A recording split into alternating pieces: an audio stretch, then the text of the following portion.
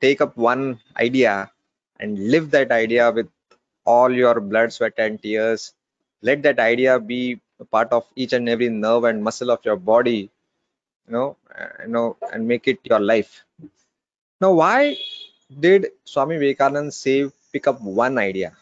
Why he did not say two ideas, three ideas? So, as a reader of India, I have a good habit of zooming out from the concept or an idea and looking at it holistically with a broader picture in mind. Look at the big picture and try to correlate that idea dynamically in other facets of life. Yeah.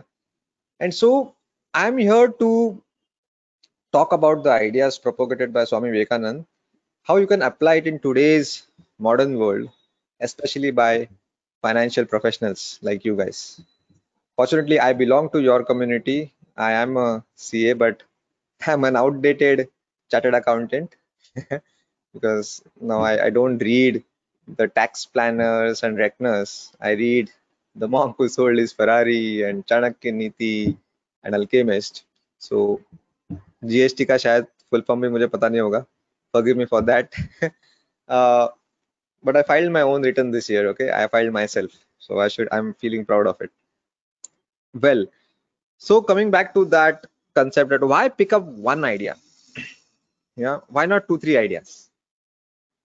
Why he's asking us to narrow down only to one idea? Have you ever given a thought to it? No, I try to dig deeper into it, and surprisingly, this concept propagated by Swami Vivekananda a century ago got validated by almost 10 marketing and positioning book which I have read. So what I understood, what he was trying to say is, say for example, you want to buy mangoes, all right? Puneet, it is somewhere on the lines of what question you had in your mind.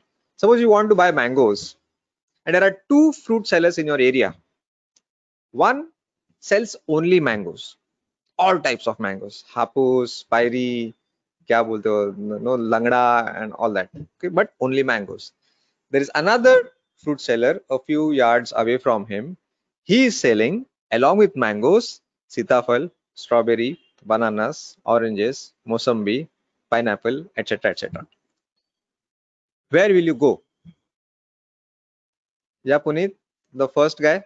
Needless to, I mean, I'm not expecting an answer. I know the answer is the first guy, the first who is selling only mangoes. Now, why? Because we invariably assume that the first fruit seller must be great at selling mangoes because he has narrowed down to only one fruit. So कहाँ वो स्वामी विवेकानंद का idea यहाँ पे apply हो रहा है देखो. But unfortunately, when we are on the other side of the table as producers, as sellers, as service providers, we think the more the number of offerings on my plate, more the clients will come to me. That's the problem. Given the world of internet, where the specialized guy is just a click away on your neighborhood, I will not go to a person who is a general practitioner. Are you getting my point? Yeah, I know a friend, she has done her entire career only on one small topic which we had in CA final called transfer pricing, which was for 10 marks. वो भी मैंने option में छोड़ा था, luckily पास हो गया. Transfer pricing पे पूरा करियर कर रही है वो. See the height of narrowing down the offering. Now it takes a lot of courage and audacity to say no to all the other services if your client asks for. She has to say no to GST, she has to say no to audit and taxation and whatnot, accounting, etc. etc. That takes a lot of courage. But in the long run, no, the person who has narrowed down his or her offering will be known in the entire world. Now, anybody who has a transfer pricing issue will definitely go to her. Are you getting my point? Now, why it is so important to narrow down? It will help you to come out of the identity crisis. In the world where you are bombarded with so many offerings and advertisements and service providers, you will immediately stand out. That's exactly the image that I have created in your heads. You have a clear image of me as Amrut Deshmukh. You don't know me as a smart chartered accountant, but as booklet guy who reads for India.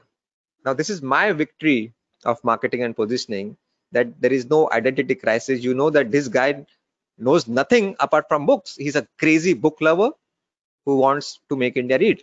Is it not? I never boast. Although I have knowledge of fitness, I will never boast about my fitness knowledge and start a new YouTube channel about home workout. Yeah, because that will dilute my image as booklet guy. Are you getting my point?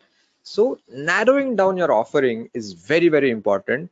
Try not to be a general practitioner. Okay, if you already have an established firm for last 20 years, okay, I'm talking about the budding chartered accountants. Try to be a super specialist, not even specialization, super specialization.